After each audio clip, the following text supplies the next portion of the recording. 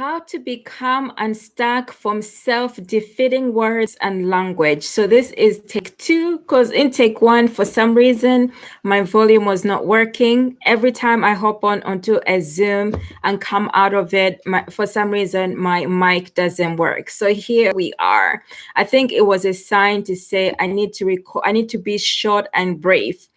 In today's live video session, it's a motivational Monday session to help kickstart the week and focusing on negative thoughts, self-defeating language and narratives you may be using for yourself, not even are using. So this is for you, especially if you're looking to move beyond that feeling of being stuck in some form of like hamster wheel where you're endlessly have like these negative consuming thoughts which deplete your energy. So you might be aware of them, and other times you might not.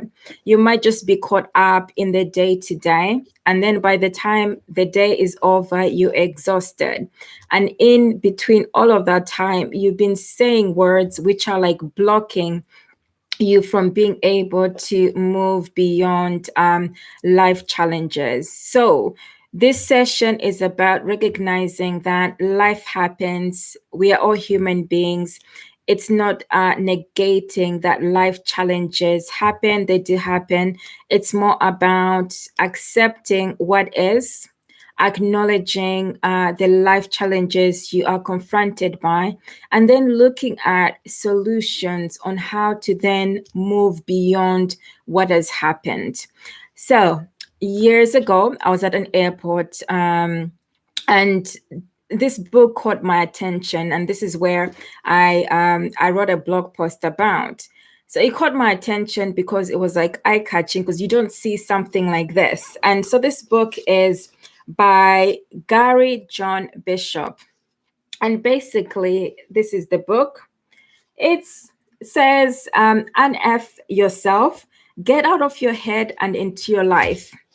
So you might think this book is going to be filled with profanities or swear words. Nope, it's nothing like that. It's more about facing the reality, coming to terms with taking accountability, and coming to terms with the thoughts of no more excuses. So if you want somebody who can like say, okay, enough is enough, let's move beyond this, this is the book you need to pick up. And I've included links below in my bio where you will find 5 useful resources, which are books and also a diary by Darren Johnson, just to help you through to moving beyond those challenging thoughts on a daily basis. Okay, so here we are again, take 2. This is my challenge for today, but it's what mind over matter solution focus. We can do it. We can record again and do it again. All right. So the thing is, as I've mentioned, we're all humans. We can make mistakes. Technology can take over and blunder things over, but it's about picking up and going at it again. Case in example, what has happened with like my volume. So some of the things that I used to say to myself, which were like self-defeating language, was I am too shy. I am, what is this? I am a procrastinator. I am introverted. Shy and introverted are the same. I'm a procrastinator, and that's the way things are going to be. I can't change it. Okay, so that gave me the comfort blanket that I didn't need to confront the things that I wanted to do, the things that scared me. Other things that I've used as well are I am too old. I'm not intelligent enough to progress onto a specific career position or to venture out and start something of my own in terms of an entrepreneurship journey. What if I fail? What if I succeed and it's too overwhelming? So what I'm sharing with you is just examples of things that you may say to yourself as well that negate your experience, like on a day-to-day basis, and impede on moving forward. And you might not even be aware of some of those words because it becomes a habit, a frustrating and annoying habit, to the point that although it's frustrating and you're aware what needs to happen, you still feel like you can't change those type of things. So you just go on with life. Okay, so this is when we say, okay, I'm done. No longer want this type of like negative thought process that's self-defeating. I want to change it to a point where it benefits me and I develop a relationship with myself that's more compassionate, caring, self-care, self-love, and also tough with myself in terms of acknowledging that life is not easy. It's going to throw its challenges. It's going to kick me. At the same time, I'm going to focus on looking for solutions. I'm going to focus on being compassionate and empathetic with myself, and be present in those moments when I am saying certain things. So the types of things that you may want to do, especially when you're ready to start moving beyond such words such as I'm not good enough, I'm a failure, or I'm too lazy, life is unfair, or some other people are luckier than I am. Some of the things that you may, not even you may, to start implementing, which are good, are, first of all, it's about focusing on continuous self-development, to accept that this is like a lifetime process, because we're human beings who are always caught up. We're human beings with human doings, is what I was trying to say. We always get caught up in experiences which sometimes may surprise, shock, or you may just coast along. So the continuous self-development is about stepping up to the plate and saying, I am willing to commit to invest in myself, to unlearn some of the habits which have been leaving me stuck, so that now I can be use positive self-assertive language, which will help me to move beyond, to change the like my lifestyle. So for instance, like during the pandemic, you might have like experienced like life changing thoughts where you're like, now I'm going to be focusing on the quality of my lifestyle. I'm looking for happiness. What does happiness look like for me? I want to be able to commute less, or I want to be able to move on and find a job I enjoy or a career I enjoy. Or I want to move on into owning my own business or becoming an entrepreneur, digital nomad, whichever it may be. Is just writing all those things down, including all the thoughts that you think on a daily basis, having like a notebook or something, so that those thoughts move out of your head. They're visual. And when they become visual, then you have more of an opportunity to start challenging those thoughts and to turn them into positive, outlooking, and affirming words. Okay, so going beyond that, it's not only about standing in front of the mirror and saying the positive words and everything will be doolally.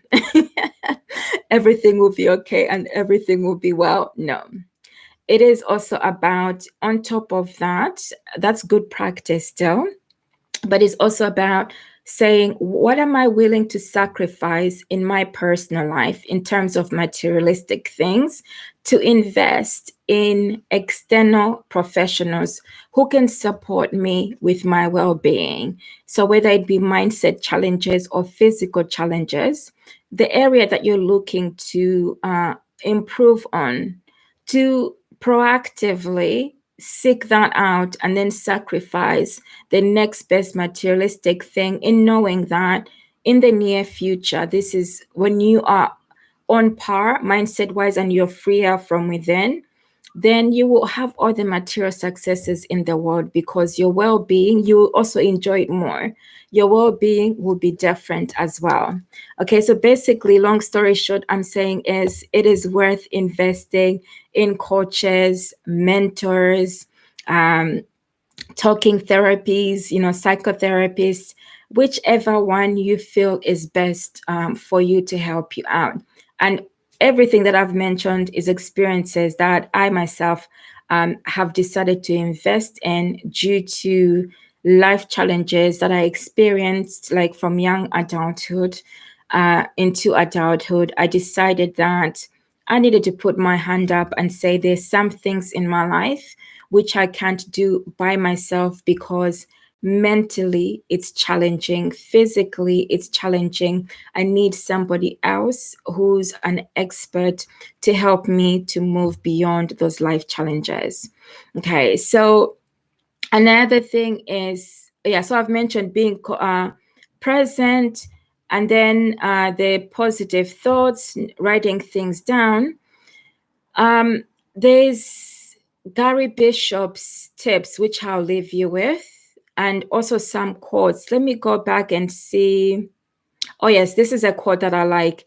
It's not that you have to find the other, you have to find the answer, you are the answer. Okay. It's not that you have to find the answer, you are the answer. I like that. Okay, there was a typo on my page. I like that because often we go out seeking something as an external thing. It's like you're looking for success, you're looking for happiness as an external thing, or you're looking to resolve something that is happening as an external source, while it's all internal. So starting from within, you have all the answers. Your intuition knows it all, what you need to do. Okay, so his tips are retrain your brain, which resonate with some of the things that I've already mentioned. So what he suggests is retrain your mind one word at a time by using assertive language that is helpful. So I'll give you an example of some of the things. For instance, like when we have like New Year's resolution, most of the times you will find yourself saying, I am going to be doing this, or I will be doing this. What tends to happen with those goals? They get shelved before the year is over. Why? Because the commitment is not embedded in the present. It is something that's going to be done in the future. The likelihood is that that future goal is going to be disregarded over and over again. So the way you can change this is using positive, assertive words and actions, such as I am willing to do this right now, and commit yourself to a goal that is realistic on a daily basis in smaller steps where it doesn't overwhelm you. Okay, so that by the time you get to the end of the year, then you would have already accomplished what you need to accomplish without having to say, there's nothing wrong with planning the year's resolutions. But what tends to happen, especially if you want to break out of the habits, it doesn't work for everybody. So I am willing to, I embrace, I accept, I assert. Those are like present words, which mean accountability, which means I'm going to take action now in the present. I'm going to let go of throwing a goal to the future, and I'm going to start implementing steps right now. So you might say, oh, some goals are just too major, like buying a house or buying a car. It's not going to happen immediately. That's a reality for some people. For myself, I can't go ahead and just buy a house or a car, for instance. Okay. But there's still things that you can do beforehand, such as breaking down that goal to your house that you imagine living in. Where is it? What does it look like? What's the location? What is it about that place that you like? How much does it cost? What are the requirements, etc. So already you're building up your goals by starting to step into your life vision. Okay, you're starting to own up to what could be as a goal in the present. Okay, so that it helps you to start embracing that by doing the basic research. And then on top of that, when it's safe out there, when you're able to, then you can also step into going to visit the places in person. That's just an example. You can go and visit numerous houses so that you're living in the moment, in your the dream that will become a reality. So that's what I wanted to share with you today, and I hope those tips have been useful. There are useful resources in the comments below to help you. 5 books that I have read, which I've found very useful, very helpful resources. Do check them out. Also, let me know what your experience has been like. And lastly, remember to hit the subscribe button somewhere here to be kept up to date with videos that I upload, as well as live sessions that I do. So until next time, I'm wishing you a positively affirming, assertive week where you're overcoming mindset challenges. Ciao for me for now.